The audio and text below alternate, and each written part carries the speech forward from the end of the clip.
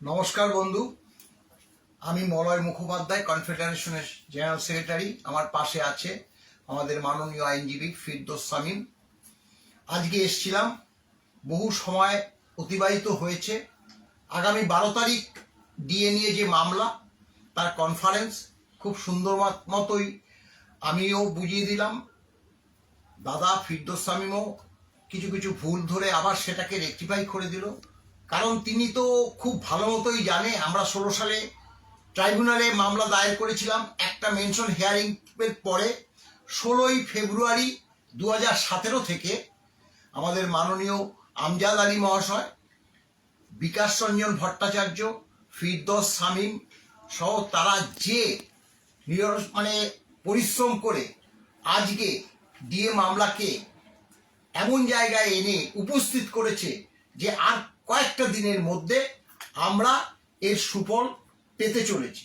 আজকে দেখুন, সেই 94 সালে বামফ্রন্ট সরকার দিল্লি, চেন্নাই, তখন চেন্নাই কথাটা লেখা ছিল না, মাদ্রাজ, দিল্লি মাদ্রাজে যে সকল এই রাজ্যের কর্মচারীরা ওখানে কর্মরত থাকতো, তাদের যে শুধু কেন্দ্রীয় হারে বলতে কি, দেখুন অনেকেই এটা ভুল করে, all India consumer price index অনুসারে ডিএটা যে গড় হয় সেইটা নিয়ে কেন্দ্রীয় সরকার বছরে 2 কিস্তি ডিএ ক্যালকুলেশন করে তাদের যে কর্মচারী সমাজ তাদেরকে দেয়, তাদেরকে ফলো করে প্রত্যেকটা রাজ্য, এমনকি আমাদের রাজ্য, সেগুলো আমরা তুলে ধরেছি।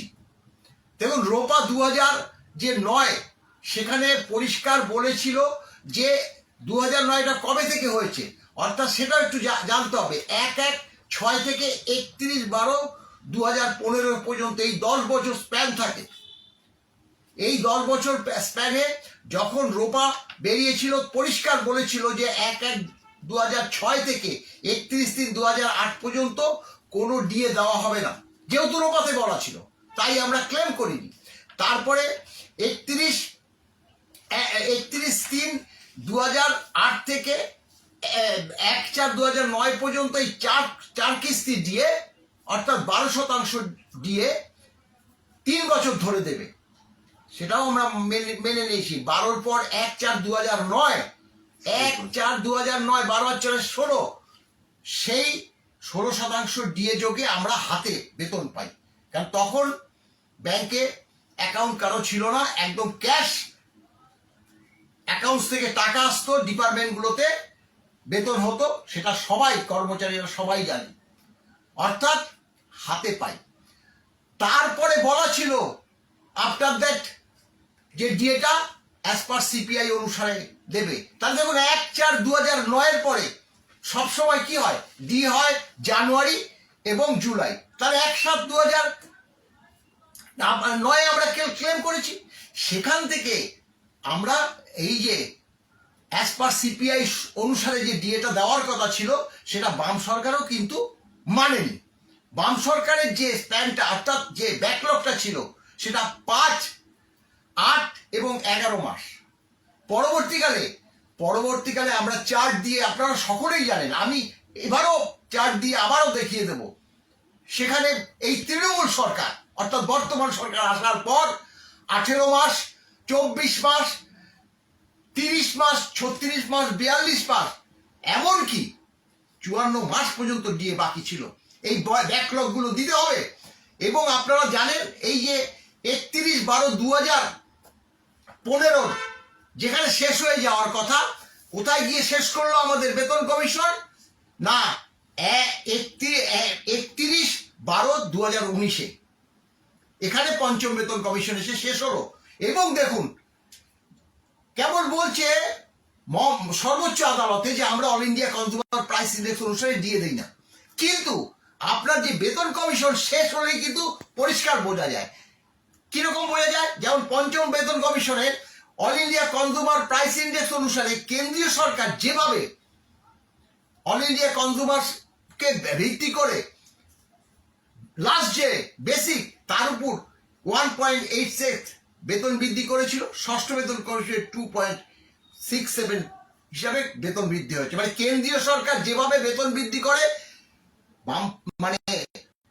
রাজ্য সরকারও সেভাবে বেতন বৃদ্ধি করে। এখানে ইচ্ছে অনুযায়ী বেতন বৃদ্ধি করার কোনো জায়গাই নেই। অর্থাৎ অল ইন্ডিয়া কনজিউমার প্রাইস যখন বেতন বৃদ্ধি হয় সেখানে লাগে। এবং একটা কথা মনে রাখবে, এই যে 125%, পঞ্চম বেতন কমিশনে যে 125% ডিএ যোগে যে ফর্মুলায় 1.86 গুণিতকে যে বেতন বৃদ্ধি হয়েছিল, সেটা তো সেন্ট্রাল গভর্নমেন্টেরও হয়েছিল, বিহার, উড়িষ্যা তাদেরও হয়েছিল। অর্থাৎ all India consumer price index অনুসারে যে ডিএ দেওয়া হয়, সেটা আমরা কিন্তু একদম পরিষ্কারভাবে সর্বোচ্চ আদালতকে আমরা বুঝিয়ে দিতে পেরেছি। আমাদের আইনজীবী মাননীয় ফিরদৌস শামীম এবং মাননীয় বিকাশ রঞ্জন ভট্টাচার্য তাদের যে সওয়াল জবাবে সেটা কিন্তু সর্বোচ্চ আদালত স্যাটিসফাই হয়েছে। কিন্তু এই যে সরকারি আইনজীবী বলবো না, বড় বড় ব্যারিস্টার, তারা বিভ্রান্ত সৃষ্টি করেছে, সেটা কোর্টও বলেছে গুলিয়ে দিতে চাইছে। সুপ্রিম কোর্টের বিচারকদের গুলিয়ে দেবে অত সোজা? তারা জানে না, তারা সব পড়েছে, তারা সব জানে। আগামী 12 তারিখে মামলা আছে, আশা করছি ওই দিনই মামলার পরিসমাপ্তি ঘটবে। তবে আপনারা অনেকেই জানতে চাইছেন যে ওই দিন রায়টা হবে কিনা। সেটা মনে হচ্ছে, কারণ এই রায় একটা বড় মাপের রায় হবে, সেটা লিখিত আকারে প্রকাশ পেতে ওই সময়টুকুর মধ্যে হবে না বলেই মনে করছি। রিজার্ভ হয়তো থাকবে, তবে সেটা বেশি দিন থাকবে না বলেই, কারণ মাননীয় সর্বোচ্চ আদালত তো বারংবার বলেছে যে আপনারা এত ডিলে কেন করছেন, কেন ট্রাইব্যুনালের পরবর্তীকালে দিয়ে দেননি, কেন উচ্চ আদালত বলার পরেও দিয়ে দেননি। এই কথা কিন্তু স্মরণ করিয়ে দিয়েছে। আমার পাশে এবার মাননীয় ফিরদৌস শামীম আছে, তিনি কয়েকটি কথা যেগুলো বিগত দিনে বলেছে আরো কর্মচারী সমাজকে, সেগুলো জানান দেওয়ার জন্য দাদাকে অনুরোধ করব তিনি একটু এই বার্তাটা আমাদের কর্মচারী সমাজ, শিক্ষক সমাজের কাছে তুলে ধরুন। দেখুন, আপনারা প্রত্যেকেই জানেন এই মামলাটি রোপারুল 2009 নিয়ে। এই মামলাটি রোপারুল 2019 নিয়েও নয়, বা রোপারুল 1998 নিয়েও নয়, খুব পরিষ্কার করে বললে।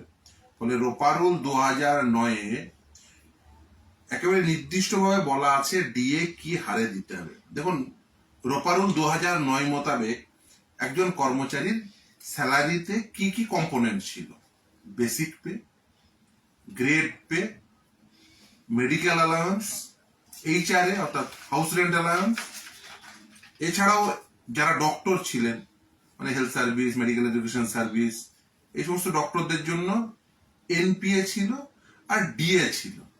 তাহলে এইগুলো হলো স্যালারির কম্পোনেন্ট। আপনি যদি দেখেন, গোটা আইনটি পড়েন, অর্থাৎ রোপারুল 2009 যেদিন প্রকাশ পেল, সেদিন একই দিনে তিনটে নোটিফিকেশন হলো। 23শে ফেব্রুয়ারি 2009 একটা নোটিফিকেশন, যেটা রোপারুল 2009, সেটা আন্ডার আর্টিকেল 309 সেটাকে ফ্রেম করা হলো। ওই একই দিনে 1690F, 1691FT হলো ক্লারিফিকেটরি মেমো। আর যে কথা মলয়দা বলছিলেন যে 1692F এ যেখানে নির্দিষ্টভাবে বলে দিয়েছে যে ডিএ কি হবে, মানে একটা নির্দিষ্ট সময়কালের মধ্যে, অর্থাৎ 1/4/2008 থেকে 31/5/2008 পর্যন্ত 2%, 1/6/2008 থেকে 31/10/2008 পর্যন্ত 6%, 1/11/2008 থেকে 28/2/2009 পর্যন্ত 9%, 1/3/2009 থেকে 31/3/2009 পর্যন্ত 12%, আর 1/4/2009 অনওয়ার্ডস 16% দিয়ে। এইটা কিন্তু সেই দিনের নোটিফিকেশনে ইটসেলফ বলা ছিল, এবং সেখানে একদম নির্দিষ্টভাবে বলা ছিল 1 জানুয়ারি 2006 থেকে 31শে মার্চ 2008 পর্যন্ত তারা এরিয়ার ডিএ পেমেন্ট করবেন না। সেটা কিন্তু অ্যাকসেপ্ট করে নিয়েই মলয়বাবুরা মামলা করেছিলেন। এবং তারপরে আমরা কিন্তু, ওরা যেমন একটা আর্গুমেন্ট করেছে খুব স্বাভাবিকভাবেই, যে নোটিফিকেশন চ্যালেঞ্জ করেনি। আরে নোটিফিকেশন চ্যালেঞ্জ করার বিষয় না, বিষয়টা হচ্ছে এই নোটিফিকেশন অ্যাকসেপ্ট করে নিয়ে রোপারুল 2009-এ আন্ডার আর্টিকেল 309 যে নোটিফিকেশনটি ছিল, অর্থাৎ 1690F, সেখানে ডিএ কোন হিসেবে দেওয়া হবে সেটা লেখা আছে।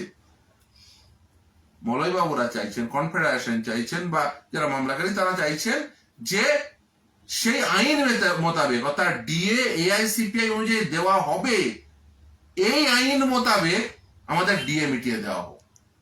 অর্থাৎ আইনের ইমপ্লিমেন্টেশন চাওয়া হচ্ছে। আইন চ্যালেঞ্জ করার বিষয় না, বা নোটিফিকেশন চ্যালেঞ্জ করার বিষয় না, আইন অলরেডি তৈরি হয়ে আছে। সেই তৈরি আইন মোতাবেক তার ইমপ্লিমেন্টেশন চাওয়ার বিষয়। ফলে এই যে ইমপ্লিমেন্টেশন চেয়েছি যে ডিএ এআইসিপিআই অনুযায়ী দিতে হবে, এবং সেই এআইসিপিআই অনুযায়ী দিলে কত টাকা করে আমাদের ডিএ প্রাপ্য হয় তার একেবারে নির্দিষ্ট হিসাব আমাদের কাছে আছে। যে একেবারে 1/1/2006 থেকে দেখুন 1/1/2016 পর্যন্ত যে কেন্দ্রের সরকারের এআইসিপিআই অনুযায়ী যে 125% পর্যন্ত হলো, সেই সময়কাল পর্যন্ত মানে প্রতিটি স্টেপে কত করে ব্যাকলগ ছিল, কত দিন করে। যেমন ধরুন 1/1/2009 কেন্দ্রের সরকার 22% বলল, রাজ্যের সরকার সেটা বললো 1/12/2009, ফলে 5 মাসের ব্যাকলগ। আবার 1/7/2009 কেন্দ্রের সরকার করেছিল 27%, আর 1/4/2010 রাজ্যের সরকার বললো 27%, ফলে 9 মাসের ব্যাকলগ। 1/7/2010 কেন্দ্রের সরকার বললেন 45%। আমি কেন্দ্রের সরকার মানে কেন্দ্রের সরকারের সঙ্গে তুলনা করতে বলছি না, কারণ কেন্দ্রের সরকার এআইসিপিআই অনুযায়ী ক্যালকুলেশন করেছে। সেই জন্য কেউ কোনো রাজ্যের সরকার বলছে না যে আমি কেন্দ্রের সরকারের কর্মচারী বা আমি কেরল সরকারের কর্মচারী, আমরা পশ্চিমবঙ্গ সরকারের কর্মচারী। পশ্চিমবঙ্গ সরকারের কর্মচারী হয়ে আমরা রোপারুল 2009-কে অ্যাকসেপ্ট করে নিয়ে আমরা বলছি রোপারুল 2009-এ ডিএ এআইসিপিআই অনুযায়ী দিতে হবে, এটা লেখা আছে, এবং সেটাকে বাধ্যতামূলকভাবে সরকারকে মানতে হবে। কারণ এই রোপারুল 2009 এটা যেমন এমপ্লয়ীদের জন্য বাধ্যতামূলক, অ্যাজ ওয়েল সেটা এমপ্লয়ারের জন্য বাধ্যতামূলক, অর্থাৎ পশ্চিমবঙ্গ সরকারের জন্য বাধ্যতামূলক। এটা হচ্ছে একটা কন্ট্রাক্ট, নেচার অফ কন্ট্রাক্ট। মানে এমপ্লয়ারের কাছ থেকে এমপ্লয়ি কত বেতন পাবেন এটা তাদের যে অন্তর্বর্তী যে কন্ট্রাক্ট থাকে সেটার উপর ডিপেন্ড করে। এখানে রাজ্যের সরকার এই প্রমিস করেছে তার কর্মচারীকে যে আমি তোমাকে এই রোপারুল 2009 মোতাবেক তোমাকে আমি স্যালারি দেব, সেখানে বেসিক এত টাকা দেবো, গ্রেড পে এত টাকা দেবো, মেডিকেল অ্যালায়েন্স 300 টাকা দেবো, এইচআর এ 15% দেবো, এনপিএ ডক্টরদের ক্ষেত্রে কোনো ক্লাস অফ ডক্টরদের যেমন health service, medical education service তাদের জন্য 30%, কারোর জন্য 25%, গ্রেড অনুযায়ী অনুযায়ী কারোর জন্য 15%। সেরকম ডিএটা দেব এআইসিপিআই অনুযায়ী। তার কারণ কি দেখুন, এই যে একটা বেতন কমিশন তৈরি হয়, সেই বেতন কমিশনের রেকমেন্ডেশন মোতাবেক একটা রুল তৈরি হয়। সেই বেতন কমিশনের রেকমেন্ডেশন আইদার গভর্নমেন্ট সম্পূর্ণ গ্রহণ করতে পারেন, সম্পূর্ণ বর্জন করতে পারেন, বা পার্সিয়াল গ্রহণ করতে পারেন, আংশিক গ্রহণ করতে পারেন।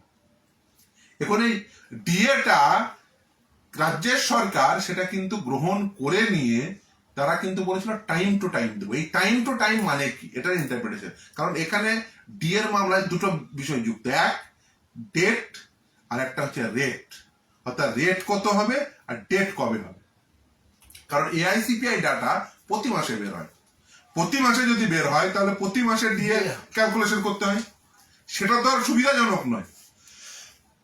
সেটা প্রশাসনিক ভাবে খুব একটা সুবিধাজনক নয় বলেই বছরে 2 বার ডিএ দেওয়ার রীতি যে কেন্দ্রের সরকার গ্রহণ করেছে, সেই রীতিকে গ্রহণ করে নিয়েছে, অনুসরণ করে নিয়েছে, এবং সেই রীতি মেনেই যে দেবে সেটা কিন্তু এই যে পে কমিশনের রেকমেন্ডেশনে লেখা ছিল যে ওই লাইনেই দেওয়া হবে।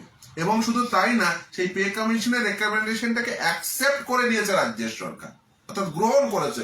বলতে পারতো যে আমরা বর্জন করেছি বা আমরা পার্সিয়াল গ্রহণ করেছি, না, তারা গ্রহণ করে নিয়েই তারা বললো টাইম টু টাইম দেবো। তাহলে আপনি একদিকে পে কমিশনের রেকমেন্ডেশনে বলছেন কেন্দ্রের সরকারের লাইনে আমি টাইম দেবো, মানে এতবার করে দেবো, অত 2 বার করে দেবো, এটা নির্দিষ্ট ভাবে বলে দিতে। আমরা চাইলে কিন্তু আমি সেটা পড়েও দিতে পারি যে পে কমিশনের রেকমেন্ডেশনে আপনারা কি বলেছিলেন। একদম 10.3 the state government since 1st April 1979 has been following the same principle followed by the government of India in the matter of calculation of the quantum of each installment of dearness allowance, but almost invariably there is a time lag in actual payment. যে time lag থাকে, অর্থাৎ কিছুটা সময় পরে হয়. When the same is paid, the same does not include any arrears. Right now, only one such installment has remained due, which the government of India sanctioned on 1st July 2008. The last installment which the state government has sanctioned with effect from such and such was sanctioned. A major grievance of most of the association of employees has been non-payment of DA installment in time. As per Government of India's announced policy, this is payable twice a year. That is 1st January and 1st July each year. They are also aggrieved because of non-payment of arrear. As per information available, we find that apart from rationally allowing the pending installment at the time of the pay, such as in the year 1986, thereafter 10.6, the most important paragraph. So this is the whole এই সমস্ত অংশটাই chapter 10 allowance এ বলা আছে. 10.6 is the most important. It is evident from above that the state government's sanction of the installment does not follow any definite pattern.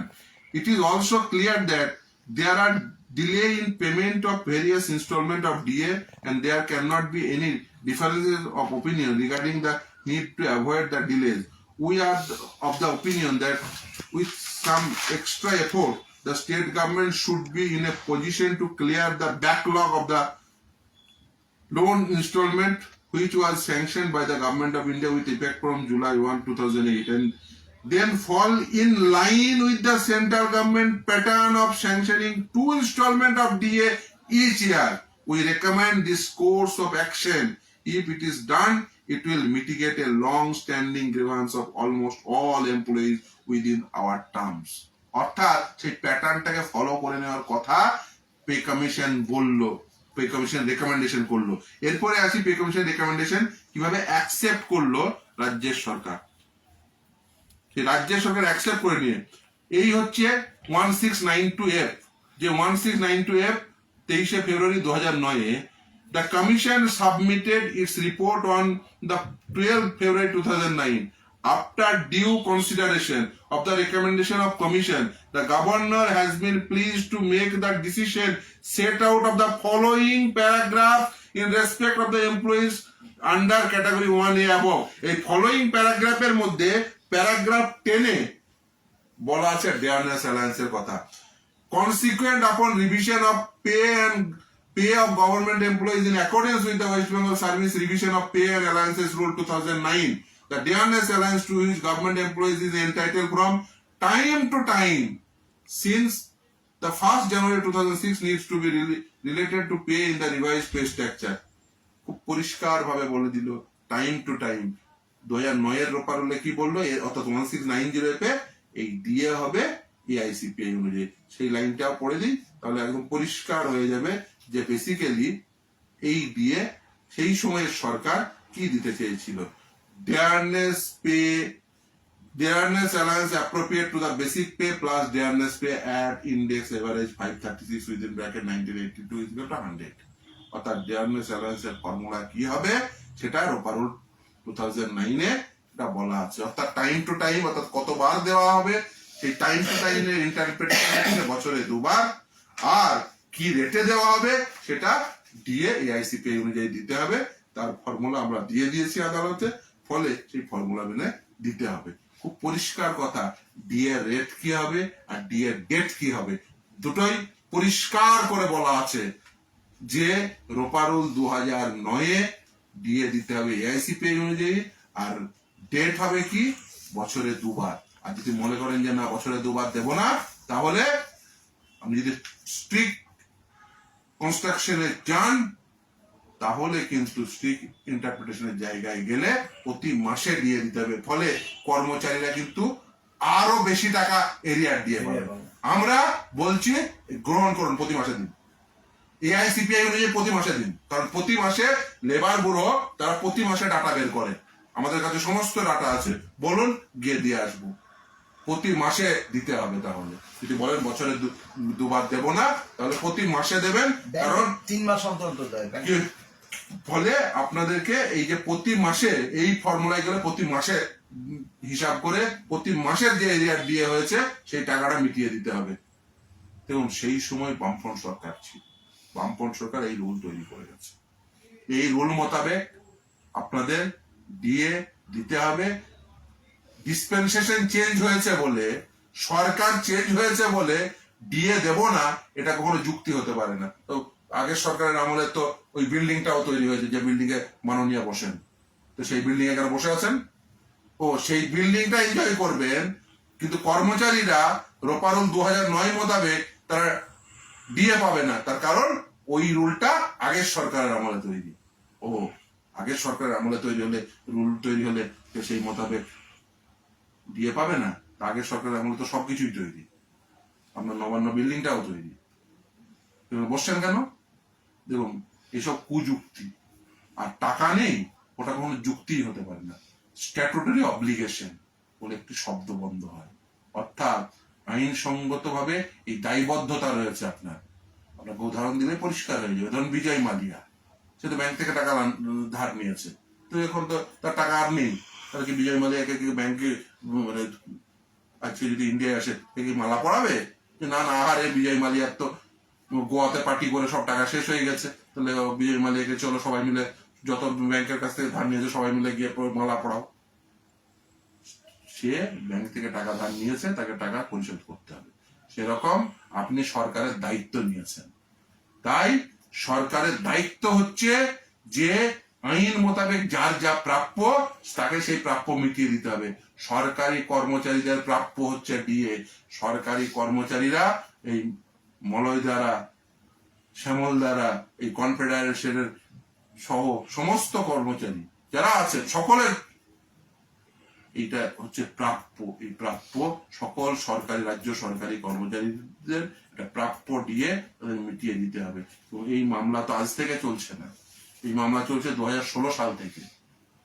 আমার মনে আছে যে মলয় দা সেই সময় থেকে শুরু করে এই আজকেও সেই সমস্ত ডাটা সেই 1994 সাল থেকে সবকিছু আছে একদম, মানে 1994 সাল থেকে শুরু করে যে প্রতিটি নোটিফিকেশন ইচ এন্ড এভরি, আপনাদের যদি দেখায় যে সেই কত নথি এই দিয়ে মামলায়, মানে রীতিমতো মানে আমার চেম্বারে একটা পুরো অংশ জুড়ে নথি আছে দিয়ে, টাইম টু টাইম যে যখন যেটা প্রয়োজন হয়েছে আদালতে, সে ট্রাইব্যুনাল হোক কি হাইকোর্ট হোক, যখন যে নথি প্রয়োজন হয়েছে মলয় দ্বারা, শ্যামল দ্বারা সেটা সাপ্লাই করেছে।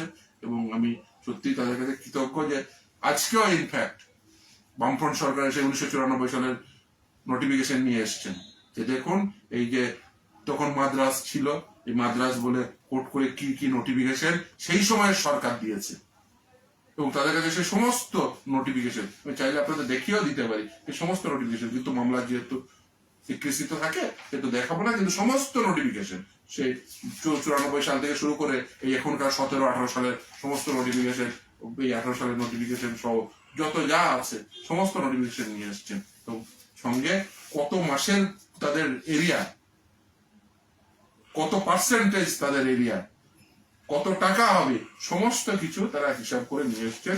এবং আমি আশা করব যে এই মামলা অতি দ্রুততার সঙ্গে, বুঝতেই পারছেন যে একদম শেষ পর্যায়ে, আপনারা অনেকেই হয়তো ফোন করছেন ওনাকে, অনেকেই হয়তো জানতে চাইছেন। নিশ্চিতভাবেই আগামী মঙ্গলবার মামলা আছে, প্রায় অন্তিম পর্যায়ের বলতে পারেন। আশা করব এই মামলা শেষ হয়ে, যে 6 বার জিতেছি 7ম বারও কর্মচারীদেরই জয় হবে। তার কারণ রোপারুল 2009 পরিষ্কার বলা আছে রেট কি হবে, ডেট কি হবে। অতএব রেট আর ডেট নিয়ে কারোর মনে কোনো প্রকার সন্দেহ থাকা উচিত নয়। সন্দেহ একজনের মনেই আছে, তিনি এই কর্মকাণ্ডটি করছেন একটাই কারণে, ভাবছেন কি করে ডিলে করবো। ডিলে ট্যাকটিস আর চলবে না, ওটা খতম হয়ে গেছে। এবার ভাবুন কি করে টাকাটা জোগাড় করব। কর্মচারীরা তারা তাদের হকের পাওনা আদায় করে নেবে। মলয় মুখোপাধ্যায়রা তারা প্রস্তুত, তারা একেবারে এই যখন কলকাতা হাইকোর্টের রায় হয়, তারপরে আমরা সব যখন দেখেছি যে রায় তারা পালন করছেন না, কন্টেম্প করেছিলাম। সুপ্রিম কোর্টের রায় হওয়ার পরে, সুপ্রিম কোর্টের নির্দেশ হওয়ার পরে যখন দেখেছি পালন করছে না, সময় পেরিয়ে গেছে, সঙ্গে সঙ্গে কন্টেম্প করেছি। আবার বলছি, যা হবে, নির্দেশ হবে, ওই পালন না করে আপনাকে ছাড়বো না, পালন করিয়েই ছাড়বো। কর্মচারীদের হকের পাওনা, এতদিনের হকের পাওনা, একটি পয়সাও ছাড়া হবে না। তার কারণ কর্মচারীরা, পেনশনাররা যারা এতদিন ধরে পাবলিক সার্ভিস দিল, তারা কেন বঞ্চিত হবে? এই মৌলবীরা কেন বঞ্চিত হবে? এতদিন ধরে খাটছে, এই এত কর্মচারীদের আশা প্রত্যাশা, তাদের হকের পাওনা মেরে দিয়ে আপনি মেলা খেলা করবেন, হকের পাওনা মেরে দিয়ে ওই অনুদান দেবেন, ক্লাবগুলোকে অনুদান দেবেন, হকের পাওনা মেরে দিয়ে ওই বুথ খরচ দেবেন, পাড়ায় পাড়ায় সমাধানের নামে এই জিনিস হবে না। হকের পাওনা আপনি যা ইচ্ছা তাই করুন, কিন্তু আইনসঙ্গত ভাবে করুন। আপনি নিজের জীবনে কি করছেন, পলিটিক্যাল লাইফে কি করছেন, ইমমেটেরিয়াল, কিন্তু কর্মচারীদের হকের পাওনা মিটিয়ে দিতে হবে। কারণ কর্মচারীরা এত পরিশ্রম, উদয়াস্ত পরিশ্রম করেন। এই যে ভোট হয়, কে করায়? এই যে এত কর্মকাণ্ড সরকারের, কে করায়? এই যে বড় বড় কথা বলেন, এই প্রকল্প, অমক প্রকল্প, এই প্রকল্প কে এক্সিকিউট করে? সরকারি কর্মচারীরা। এই এত নথি কে হোল্ড করে? সরকারি কর্মচারীরা। সমস্ত কাজকর্ম করবে সরকারি কর্মচারীরা, আর বেতনের বেলায় সেই সরকারি কর্মচারীদের দেওয়া হবে না। এই যে পুলিশকে দিয়ে পেটাচ্ছেন, এই পুলিশকেও দিয়ে দেন না। এই ডিএর মামলায় জিতলেই পুলিশরাও ডিএ পাবে, তারাও এরিয়ার ডিএ পাবে, পুলিশ পাবে, সরকারি কর্মচারী পাবে, সবাই পাবে, সরকারি আধিকারিকরা পাবে। এদেরকে আপনি বঞ্চিত করে এদেরকেই ব্যবহার করছেন। দয়া করে আর বঞ্চিত করবেন না। অনেকদিন চেষ্টা করলেন এই মামলাটাকে ড্র্যাগ করার, আর ড্র্যাগ যে ট্যাকটিস সেটা চলে হবে না, সেটা ভুলে যান, দিয়ে টাকাটা জোগাড় করার বন্দোবস্ত করুন। না হলে প্রস্তুত হয়ে যান, সাবান শ্যাম্পু কিনে নিন, গামছা লুঙ্গি বা হাফ প্যান্ট যা পরেন কিনে নিন। আমি তাদের বলছি যারা রেসপন্সিবল থাকবেন, কারণ তারা পার্টি টু দ্য প্রসিডিং যারা আছেন, তাদেরকে কিন্তু টাকা না মেটালে, টাইমে না মেটালে কিন্তু কোথায় দিতে হবে আপনারা ভালো করে জানেন। এটা ভাববেন না যে রায় হয়ে যাওয়ার পরে একজনকে বলি চড়িয়ে আপনি ছাড় পাবেন, পরের জন্য যে ওই পদে আসবে সেও রেসপন্সিবল থাকবে। ফলে কেউ একথা ভাববেন না যে কর্মচারীদের হকের পাওনা মেরে দিয়ে আপনি স্বাচ্ছন্দ্যে থাকবেন, ভাববেন না। মাননীয়াকে আমি কয়েকটি কথা বলবো, যে ডিএ কিন্তু আপনাকে দিতেই হবে। কারি কারি যত টাকাই এই ব্যারিস্টারের প্রতি খরচ করুন না কেন, ডিএ আপনাকে দিতেই হবে। এটা confederation of state government employees এই আইনের মাধ্যমে এই ডিএ আদায় করে ছাড়বে। দ্বিতীয়ত বলছি, all India consumer price index অনুসারেই ডিএ দিতে হবে।